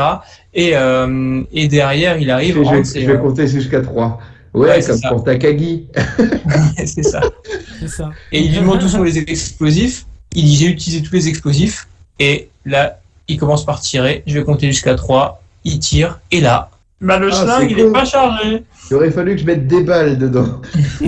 Qui sait qui a, Ah bah qui ça sait- par exemple. qui sait qui a pas de chance? Ouais, parce que du coup, il dit qui c'est qui a pas de chance parce qu'il y a les. Il y a ce qui reste du Karl, groupe là. Europe Ouais. qui débarque. C'est ça, exactement. Et donc du coup, il se barre en courant. John, il se réfugie dans une pièce. Ouais. Et là, Là, pas de bol parce que c'est un étage qui est quasiment fini et dans tous les bureaux, il y a que des vitres partout. et Par Hans, contre, il y a se une- rappelant que John est pieds nus, il dit à Karl, vise les vitres. Et sauf que l'autre, il a l'air un peu teubé, il est obligé de lui répéter 3 fois pour qu'il comprenne de viser les vitres. Et là, il y a quand même je dirais un leg shot qui est énorme. C'est non pas un headshot, mais un leg shot. Il est sous un bureau, McClane, et il y a un terroriste allemand qui Ouais. court, et là, il lui Exact. pète les genoux, et tu le vois vraiment Exact. en gros plan, Oui, les c'est genoux vrai. qui se déboîtent avec le sang et tout. Enfin, c'est le mec qui fait un espèce de soleil jusque dans les bureaux. Voilà, aujourd'hui, tu pourrais plus voir ça, où le film serait classé R, Oui, assez interdit au facilement. moins de 18, et il ferait pas d'entrée, quoi. C'est vrai qu'il y a un petit peu de violence dans le film, mais c'est pas non plus voilà. Mais c'est vrai que ce plan-là, il est un petit peu dégueulasse. Et du coup, John s'enfuit et il récupère par contre, donc Hans récupère les détonateurs, il fait les affaires reprennent, qu'il dit à Karl. Voilà, c'est ça. Mais comme ils l'ont loupé, ils retournent à l'étage où il y a les otages. Et Karl est un peu vénère, il fracasse un chariot où il y a de la bouffe et tout. Et c'est à ce moment-là que Wally a fait, il y a que John pour mettre quelqu'un dans un tel état de rage.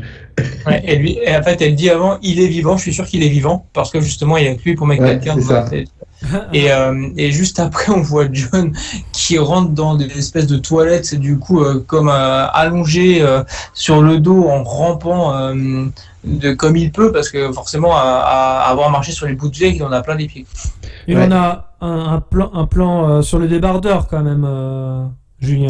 C'est Alors là, débardeur, il n'a pas beaucoup bougé. Marron pareil, marron un peu plus foncé. Voilà, on distingue sang. Voilà, t'as Le l'impression. débardeur est le fil rouge du podcast. Ouais. Non, là, Ça en sert là, aussi. le débardeur. Alors, débardeur, à mon avis, 100% coton, assez épais en grammage parce que toujours pas de trou. À repasser sur l'envers. Donc je pense que voilà, c'est pas du H&M et à mon avis, effectivement, c'est un débardeur, je dirais, de qualité. de qualité. Qualité. Alors, Et Trivet, il te dit, va falloir le miracle vite fait, à Hans qui dit ça. Et John, comme tu dis, il a les pieds coupés, et puis il y a un petit instant, confession au Tokiwoki avec Al. j'ai noté confession de John, ouais. Eh oui, Exact. parce qu'il lui demande s'il a les pieds plats. Ouais, c'est ça, exactement. Et Powell raconte qu'il se servait plus de son arme aussi depuis qu'il avait tué un gosse parce qu'il avait pris un pistolet pour un vrai alors que c'était un jouet et que ça l'avait choqué, quoi. Et John apprend que c'est le FBI à ce moment-là. Il apprend que maintenant que c'est le FBI qui est à la Exact. tête des opérations, quoi. Voilà. Bon, ça. Et, Là, on est à peu près à 1h40 de film, quoi. et coïncidence que ce soit le FBI, parce que les mecs, il fait, voilà, t'as Hans qui fait, le FBI est là, il fait, parce que t'as Trivet qui fait, c'est qui ces gars-là, là? Il fait, c'est le FBI, Théo. Tu m'as demandé un miracle, c'est Noël, le voilà le miracle. Tu m'as demandé un miracle, je t'offre mieux, je t'offre le FBI. Voilà, ça c'est exceptionnel. Mais on n'a pas encore, je crois que c'est pas encore maintenant qu'ils vont couper l'électricité. Si. En fait, c'est juste là, en fait, ils C'est sont ça. en train de discuter Pardon. avec un gars de la DDE, du coup, et son chef, et en fait ils lui disent ouais, il faut couper le courant de de tout. Petit pâté de maison, ouais. De tout le pâté de maison. Bah, je peux pas faire ça, c'est Noël et tout, machin. Oui, tu veux garder ton taf, alors tu me coupes ce putain de courant. Coupe le courant. Du coup, le gars dit bon bah ok, il appelle le gars qui est à la station pour pouvoir couper le courant. Il lui dit mais ça va pas, je veux pas couper le courant, je veux garder mon taf, donc si tu veux que je garde mon taf, coupe le courant. Et donc là, qu'est-ce qu'ils font? Bah, ils coupent le courant et là. Ce qui permet de couper la sécurité de la dernière serrure magnétique du coffre. Et Alors là, on a quand même, je fais une petite pause, on a quand même un beau placement de produit pour Motorola avec une. Je n'ai pas relevé. En gros plan pendant 15 secondes, une CB lampe blanche qui exact. fait 15 kilos avec le beau Motorola dessus. Quoi. Bon, il y aura de la pub pour Crunch. Bah non, c'était avant, quand il y avait les mecs qui voulaient rentrer dans le bâtiment, les flics. Ou le mec qui voulait se griller un petit Crunch gratos, quoi, tu vois. Enfin bon, pourquoi pas. On a l'ouverture du coffre à ce moment-là, effectivement, t'as raison, Gino. Et qu'est-ce qui se passe? Le coffre s'ouvre, voilà. Et là, t'as Hal qui fait il y a un plan en parallèle où Hal il fait bon, maintenant on fait quoi? On les arrête pour paiement de facture impayée. On les arrête pour facture impayée. Moi, ça va tellement faire rire. Ça, c'est exceptionnel, quoi. Et ouais, donc le coffre s'ouvre. Donc là, ils sont tout fous parce que mine de rien, le plan de Hans était quand même plutôt bien rodé, hein, plutôt bien ficelé. L'intervention du FBI nécessaire. Non, c'était cool. Et puis, bah, t'as John qui il s'en veut pour Oli, quoi. Et dans un sens, il s'en veut pour Oli. Pourquoi j'ai mis ça? Je sais plus. J'ai mis ça dans mes notes. Ah oui, il regrette d'avoir, été un peu brusque avec elle à son arrivée. Exactement. Parce que là, c'est là qu'on a les confessions de John au talkie-walkie avec Hal. Exactement. Et Hans,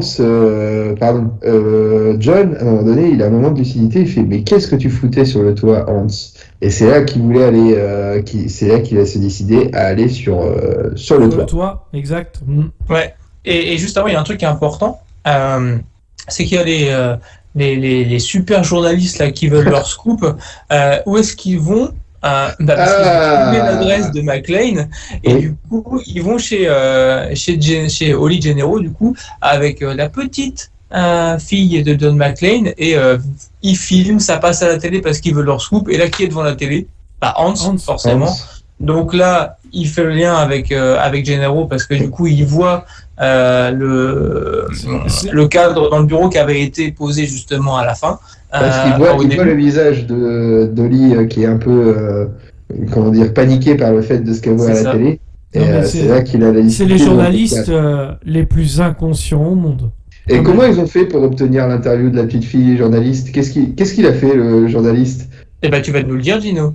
Ah, qu'est-ce qu'il a fait? Il a mis un petit coup de pression à la boniche en disant laissez-nous rentrer ou j'envoie le service d'immigration. Bienvenue aux États-Unis. Bienvenue aux États-Unis, c'est exactement ça, quoi. C'est exceptionnel, quoi. Ah, le mec, honte de rien, quoi. C'est clair. Et donc là, ça va s'accélérer un peu quand même. Il y a des hélicos qui vont décoller avec les fédéraux, mais en parallèle, t'as John qui est arrivé sur le toit et qui a vu que le toit est piégé et bourré de C4 et d'explosifs, forcément. Et c'est à ce moment-là où il voulait annoncer à la radio que le toit est piégé, n'envoyez pas que là, de suite, Carl arrive et c'est bagarre, quoi. Ah ouais, direct. Bon, après, c'est vrai que le toit est piégé, il y a aussi les otages qui sont dessus, hein. Ouais, Hans a envoyé les otages sur le toit à ce moment-là, tout à fait. Donc voilà, c'est pour gagner du temps de ce côté-là. Et donc, t'as les fédéraux qui ont décollé en hélicoptère et ils font il reste tant de terroristes. On a le droit à quoi? Ils font 20-25% des otages perdus. Ça semble valable. Il y a quelques petites punchlines comme ça, c'est exceptionnel, quoi. John s'enfuit et il essaie de passer dans une autre pièce pour le round 2 avec Carl, mais Carl avait tiré au flingue et il touche John à l'épaule. Donc là, tu sens que John est blessé. Je pense que ça va avoir un impact sur le débardeur aussi, probablement. Ah bah non, il y a plus de débardeur là. Il n'y a plus de débardeur à ce moment-là? Ah non. Alors oui, petit point débardeur. Ah bah voilà, on l'attendait. Bah ouais, 1h49 de film, 1h50. Dès le premier round avec Carl, déjà, il y a plus de débardeur. Ah, il n'y a plus de débardeur, d'accord. Parce qu'en fait, il s'en est servi pour mettre sous son pied. Parce que du coup, il y a le pied gauche qui saigne. Donc du coup, non, Plus de débardeur. Et d'ailleurs, petit faux raccord parce que le débardeur était marron et le pansement du pied fin débardeur est blanc sali. Voilà. Je crois qu'on avait vraiment fait le tour du débardeur là pour le coup. Voilà. Alors. Et le FBI s'enjaille encore avant d'arriver sur le toit, donc ils font. L'autre, il est dans son hélicoptère, Robert Davy, il fait Ah, ça me rappelle le Vietnam, ça me rappelle. Non, ça me rappelle Saigon. Ça me rappelle Saigon. Et l'autre, il fait Je sais pas, connard, j'étais au lycée. Mais c'est là que tu vois que les gars ils sont complètement déconnectés. Le mec, genre en gros pour lui c'est comme si putain je reprends un match de basket après 15 ans, ça fait 15 ans que je n'en ai pas fait, ça me rappelle quand j'étais en R1 ou je sais pas quoi. Enfin c'est ouf, le mec il a mis sa casquette à l'envers et tout. Ouais, c'est ça. C'est un peu. Les flics sont Exactement. vraiment débiles quand même. Genre enfin je sors de mon bureau quoi. Ouais, Et John, il met KO Carl, il l'accroche à une chaîne. Il arrive à s'en défaire et John monte sur le toit, il déglingue l'allemand chinois avec les cheveux longs, tu sais. Le seul qui a une tête, l'allemand le seul qui a une tête asiate et voilà avec une tête de avec la coupe mulet de Lorenzo Lamas, tu vois. Ouais. Et il fait descendre tous les otages. Et il veut faire descendre tous les otages, mais sauf que les otages ils sont un peu paniqués, ce qui est normal, hein, à leur place je les comprendrais. Et du coup pour les faire bouger, ils tirent en l'air. Et donc les mecs du FBI pensent que c'est que John fait partie des terroristes, quoi. Et John donc il se sauve, il arrive donc, une nouvelle fois à éviter les rafales de mitraillettes. Et au moment où l'hélicoptère veut faire un retour pour venir sur John, Hans il dit faites sauter le toit, voilà, faites sauter le toit. Et John il se paye une petite session Space Jump à ce moment. C'est ça. C'est-à-dire que il voit c'est vrai que je disais tout à l'heure qu'il avait peut-être fait le tour du toit et qu'il avait cartographié les lieux et qu'il savait que c'était là. C'est ça. Puisqu'il y a une lance à incendie, un tuyau incendie qui est là, et il se l'attache autour de la taille et il le déroule et il saute du toit. Moi je trouve que c'était pas le meilleur endroit pour avoir une lance à incendie. Est-ce que tu es sur un toit, il y a beaucoup plus de béton que de choses inflammables sur un toit, je veux dire. Mais bon, pourquoi pas. Peut-être pas à Los Angeles. Pour les besoins du scénario, c'était intéressant. C'est ça. Et donc du coup là, le Hans appuie sur le détonateur, ça fait sauter le toit, ce qui fait que les Johnson et Johnson, du coup eux ils sont complètement nettoyés et ils sont pris dans l'explosion puisqu'ils étaient beaucoup trop près du toit. Si je dis pas de conneries, je crois que Johnson et Johnson, ça veut dire Dupont, c'est l'équivalent de Dupont et Dupont en français, je crois. Dans la version britannique ou US de Tintin, les Dupont et Dupont s'appellent Johnson et Johnson, je crois. Oui, c'est un bel hommage. Exact. D'ailleurs, l'explosion, ça vieillit quand même. Hein. Oui, c'est le même principe que tout à l'heure, hein, celle de tout à l'heure. Tout ce qu'ils ont fait avec ces effets spéciaux là, ça a un peu effectivement vieilli. Et qu'est-ce qui se passe après l'explosion? Et donc là, les terroristes essaient de préparer leur fuite, mais on en a oublié un qui est très malin. Qu'est-ce qu'il a vu? Argyle, qu'est-ce qu'il a vu dans le sous-sol, Argyle? Il a vu un van. Un van qui est sorti d'un camion. Voilà, un petit van, avec des inscriptions des secours de Los Angeles. Et il fait, non mais, comment il dit? J'ai la berlue ou un truc. Non, mais je sais plus ce qu'il dit. Il dit une phrase qui est assez marrante, mais je m'en souviens plus, vous m'excuserez. Et puis, il se rend compte que il se doute que ces gens-là ne sont pas partie fait partie des gens qui sont pas très fréquentables. Donc, Argyle, il bute Trivette, il le défonce à coups de bagnole, à coups de pare-choc. Et ça, moi, je trouve ça génial. Voilà, c'est très bien. C'est une bonne scène, effectivement. Ouais. Et là, John, qui avait réussi à se sortir de sa session de base jumping, à revenir au 30e étage, ça va, la corde, le tuyau était assez long pour aller jusqu'au 30e étage. C'était nickel. Et surtout, heureusement qu'il avait récupéré le flingue que Gruber il avait planqué un petit peu avant pour éclater une fenêtre, parce que sinon, ça aurait été compliqué. Exactement, tout à fait. Et John, il se rend compte qu'il entend Holly, il sait qu'elle est proche, il fait un état des lieux de ses munitions, mais qu'est-ce qu'il lui reste comme munitions, les gars? Pas grand-chose. Exact. Pas grand-chose. Il est resté un petit bout de mitraillette et le gun. Et ce qui est assez et on nous met un gros plan sur un rouleau de scotch sur un chariot. Ça peut servir. C'est Magal. Et donc là, il y a un face à face Hans-John où John arrive, il fait Hans. Voilà. Et là, tu vois un autre type le gars de la réception qui était monté rejoindre les gars à la fête. Il se fout derrière un chariot où il y a une mitraillette. Et t'as Hans qui dit jetez votre arme. Et ce qui ne montre bien évidemment que la mitraillette, John. Et là, il jette l'arme. Et Hans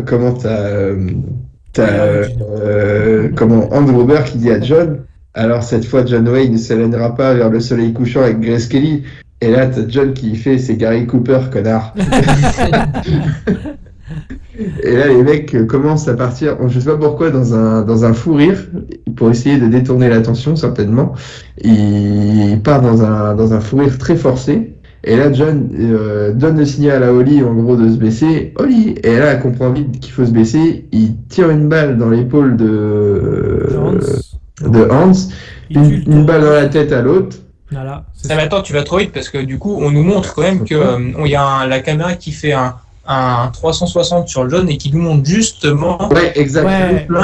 Avec il y avait le flingue caché sur le scope. Par contre, je sais pas si Bruce Willis est hyper souple.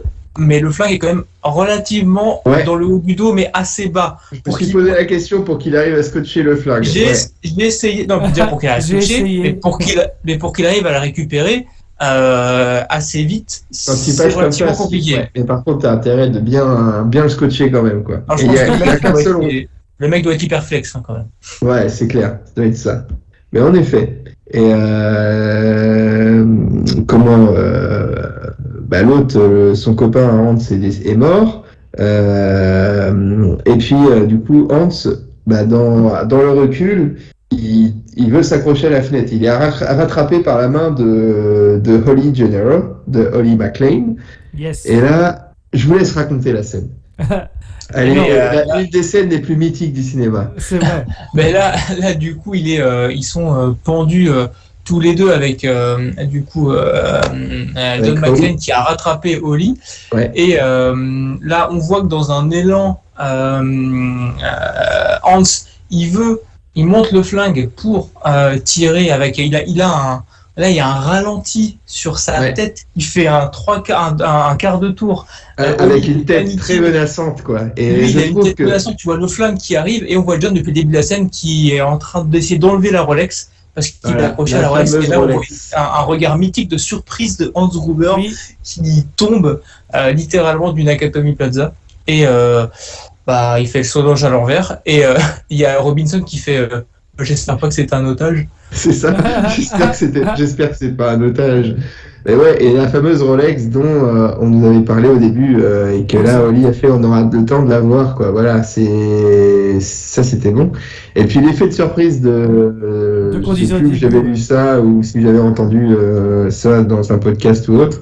Mais Alan Rickman, en plus des armes à feu qu'il détestait, n'était pas avait peur du vide. Enfin, c'est pas qu'il avait peur du vide, c'est qu'on lui avait dit que le saut ferait pas plus de 3 mètres, un truc comme ça. Sauf que ils l'ont pas dit le moment où ils allaient lâcher la sécurité, et ils l'ont fait vraiment tomber de 6 mètres de haut dans un matelas. Et donc c'est un vrai visage de surprise et qu'il a Alan Rickman. Dites-vous qu'il joue pas à ce moment-là, quoi. Là, il joue pas la surprise. C'est pas étonnant, quoi. Mais c'est pas terminé. Pas encore. Non, parce qu'après, il y a un gros baiser langoureux, fougueux, donc là, entre Holly et John McClane. Donc là, le statut en couple, c'est compliqué, tu repasses à en couple, hein, normal. Exactement. Et si tu as encore un doute, tu auras confirmation dans 2 minutes que c'est bien en couple, puisque là, tu as t'as le journaliste qui est revenu là, de chez Généraux. Déjà, on arrive sur le parvis, c'est Bagdad, quoi. Le parvis, il s'est transformé, quoi. Alors, il neige des feuilles de partout, tu as les pompiers qui sont là, etc. Donc, tu as John qui présente Holly à Powell, puisqu'il le voit. Donc là, déjà, il arrive, il est assez ému de le voir. Il y a un petit sanglot, genre de soulagement, de le stress qui s'en va, etc. Enfin, tu sens que là, le gars, vraiment, il est content que ce soit fini. Et il y a une espèce d'iconisation je sais pas si vous avez fait attention, mais il y a une espèce d'iconisation du personnage de Powell qui est un peu genre trois quarts face, avec genre, ouais, c'est moi. C'est ça. Et tu vois les deux dessus, et il présente Oli à Powell, qui lui dit Oli Gennaro, et Oli reprend non. Oli McClane. Donc là, t'es sûr, c'est sécure, en couple, il est bon. C'est bon, c'est revenu, quoi. Disons qu'il va pas dormir dans la chambre d'amis ce soir. Et on a aussi un terroriste qui revient.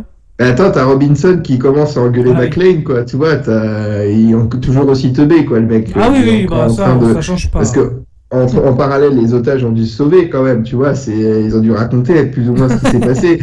Mais l'autre, il se pointe, McClane, vous allez. Et en effet, ce que les secours ont dû prendre pour un otage, ils ont libéré Carl, parce que tu vois, il est mais par contre, ils l'ont libéré avec son gun, quoi. Donc le mec, il arrive avec son gros gun, tu le vois qu'il revient un peu des enfers, quoi. Et il va pour flinguer John, et là, qu'est-ce qui se passe? Et là, qu'est-ce qui se passe? Voilà, Gauthier, raconte-nous. Al tue effectivement le terroriste, qui conclut aussi son arc narratif de ne plus avoir peur des flingues et de se défendre. America, profondément républicain, hein, ce message. Mais voilà, on en est là où effectivement il a vaincu sa propre peur et il a sauvé John McClane. Tout à fait. Ouais. Sachant que juste avant, t'as encore Robinson qui arrive vers McClane, juste avant que Carl se lève et lui dit vous allez devoir rendre des comptes, je veux un rapport pour le meurtre d'Ellis, pour les dégâts, etc. Enfin, le mec, il pense qu'à ça, quoi. Ah c'est débile. Il est teubé. Débile premier. Et là, Oli s'approche du journaliste. Le journaliste voulait avoir une déclaration de John McClane. Et là, Oli lui met une grosse droite dans sa gueule. C'était exceptionnel, ça. Ça, c'était très bien foutu, quoi. Et puis, de la femme forte. Et là, un mec qui arrive en trombe aussi, c'est Argyle avec la limousine qui arrive mettant pour bâton. Le mec, il vient pour se faire remarquer, quoi. Ouais. Et John qui fait non, il est avec moi. C'est parce que pour elle, il voulait encore tirer, quoi. Ça y est, il était libéré. Ouais, c'était. Il est avec moi. Ça c'est cool, ça. Et donc,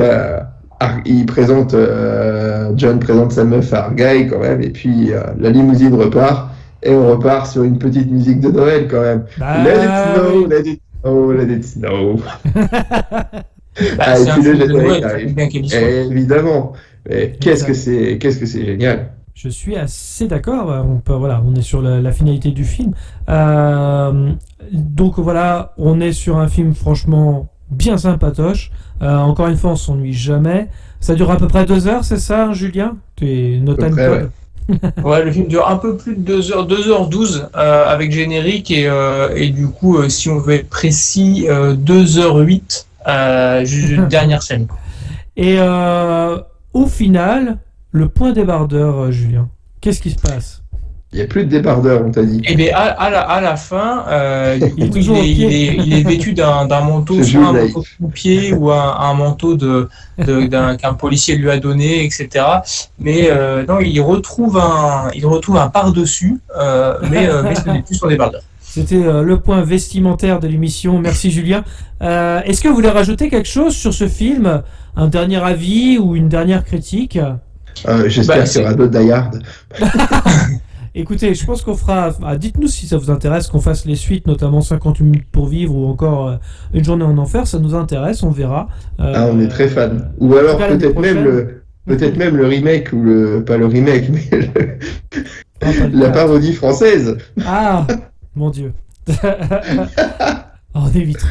On a regardé bien pire. Non, et on regardera bien pire, puisque la semaine prochaine, je vous rappelle que c'est Maman, j'ai raté l'avion, le remake. Et pour avoir commencé à le regarder... Une dernière chose, pour avoir vu... je viens de lire quelque chose. Les Allemands ont dû l'avoir très mauvaise de ce film, parce que je vois que dans la version allemande du film, les prénoms des braqueurs ont été changés par des prénoms américains. Du coup, Hans Gruber devient Jack Gruber. Karl devient Charlie, Heinrich, Henri. Ouais, C'est ce qui est pas totalement incohérent parce qu'on est en 88, donc du coup on est encore en pleine guerre froide, même si c'est la fin. Et peut-être que ce que t'as vu, c'est peut-être l'Allemagne de l'Est pour le coup, je sais pas. Mais ouais, c'est pas forcément incohérent pour le coup qu'ils aient fait ça comme ça, quoi. Et c'est assez marrant, ça, je trouve. C'est assez dingue. C'est génial. Moi, j'aime bien. Est-ce que toi, Julien, tu voulais rajouter quelque chose, une critique éventuelle du film ou voilà, est-ce que tu penses Non, qu'il était complet non, j'ai rien à dire. C'est un film un peu, un film Madeleine de Proust, un film que tu regardes. Voilà, on te le propose, t'hésites pas. Toujours avec grand plaisir, quoi. C'est toujours un plaisir. Regardez-le, si vous ne l'avez toujours pas vu, ce serait un comble, mais regardez-le parce que. Il faut que nos auditeurs le regardent s'ils l'ont pas vu. Exactement. Parce que, après, s'ils arrivent à ce moment de l'émission avec ce qu'on a tout spoilé, je pense qu'ils l'ont déjà vu quand même. Ouais, mais c'est pas grave. Tu entre ce que tu imagines et comment c'est, voilà, il y a quand même une différence. Mais parce que ça va pas être la même limonade la semaine prochaine. Voilà, profitez-en. Une fois qu'on vous fait un bon film. Non, et puis le mélange est parfait. Réal, c'est McTiernan. Il me semble de mémoire qu'il y a peut-être même Yann de Bont qui a travaillé sur le script du film. Directeur de la photographie. Directeur de la photographie. Voilà, et c'est celui qui a fait Speed après, etc. Donc c'est que des grands trucs. En termes d'acteurs, c'est pareil. Enfin, voilà, le cocktail est parfait. Il n'y a pas trop d'humour. Il y a l'action. Voilà, c'est. Le scénario était d'un autre grand nom du film d'action, celui qui a réalisé Street Fighter avec Jean-Claude Van Damme, Steven de Souza. Ouais, c'est ce que. Non, c'est voilà on avait la trilogie parfaite, McTiernan, de Souza, Yann de Bont, on avait tout bon là. Ouais, cocktail parfait. Et puis de toute façon, moi, on me dit juste John McTiernan, je prends. Il n'y a pas un film de McTiernan que je trouve mauvais. Un de mes films préférés qui est dans mon top 3, qui est déjà Predator. Déjà, donc voilà, c'est. Je te rejoins. La Section Hero est pas mal aussi, mais ouais, non, c'est. Tout est nickel sur ce film. Il y a forcément des choses, il y a des choses qu'on vieillit, etc. Ouais. Mais c'est un film que tu prends toujours plaisir à revoir. Tu sais que tu seras pas déçu. Tu as 2 heures à tuer. Ben voilà, tu sais que elles seront pas perdues. Voilà, impeccable. Donc si j'ai un conseil à vous donner, un jour vous savez pas quoi regarder, plutôt que de scroller sur Netflix ou sur Amazon Prime et de perdre 2 heures de temps à choisir un film, parce que du coup c'est toujours comme ça se passe pour finir au final par un DVD ou un Blu-ray, matez-vous directement Piège de cristal. Voilà. Piège de cristal, ouais. Sur pas Netflix, pardon, Disney+ en ce moment. Ouais, ou en location avec Amazon Prime, comme j'ai fait, 3,99€. Voilà, au cas où. Non, je pense qu'on a fait le tour de toute façon. En tous les cas, merci à tous de nous avoir suivis. Je vous rappelle que vous pouvez clocher, commenter, mettre un pouce bleu, nous suivre sur les réseaux sociaux, Facebook, Twitter, Instagram, les liens sont dans la description. Dans tous les cas, rendez-vous dans les salles obscures pour de nouvelles aventures. Bonne soirée à tous. Bonne soirée et yippee-ki-yay. Salut tout le monde. Comme ça, est-ce que tu vas laisser ce petit bambou te parler comme ça? C'est pas vrai, je rêve. On se demande où elle mange. Petit, tu es doué, très doué. Mais tant que je serai dans le métier, tu ne seras jamais que le Tout second. le monde, oui. Enfin, évidemment, c'est une métaphore, un symbole. On est venu, on l'a vu, il a eu dans le cul. Qu'est-ce que c'est? Nous l'avons. Qu'est-ce que c'est? Ne va-t-il pas faire des trucs? Mon père, attendez. Vous aimez le cinéma? Beaucoup. Chez Dissections pour les meilleurs films qu'on passe en ville.